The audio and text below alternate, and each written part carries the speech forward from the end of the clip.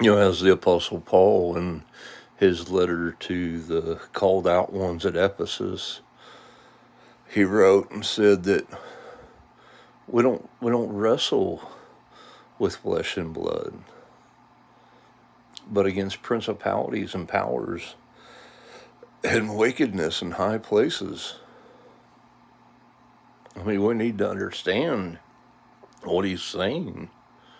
Our battle isn't against individual people, but against the strongholds that rule over them. I don't know how many times that God has given me discernment into that, through dreams, or just being able to discern the strongholds in people at the moment, you know, and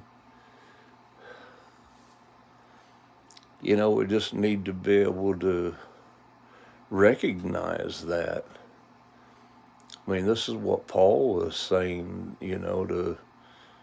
to pray for all men, you know.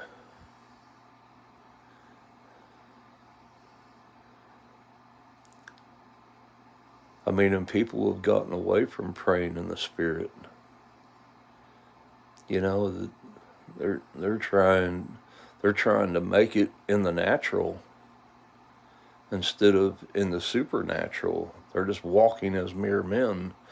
I mean, this is what Paul is getting at in 1 Corinthians chapter 3. He says, you know, are you not carnal and walk as men? Is the Greek is implying to walk as mere men. I mean, because as he said in 2 Corinthians 5, henceforth know we no one after the flesh. Because we put the body of sins to death in water baptism, and we put on Jesus, meaning we were born of him by faith. And then we were filled with the Spirit of promise to give us power for obedience and to be God's witnesses on this earth. I mean, we need to understand we don't walk in the natural, we walk in the supernatural as those that are alive from the dead, seated at the right hand of God with Jesus, far above all principality and power and dominion. We've been given authority over all the power of the enemy.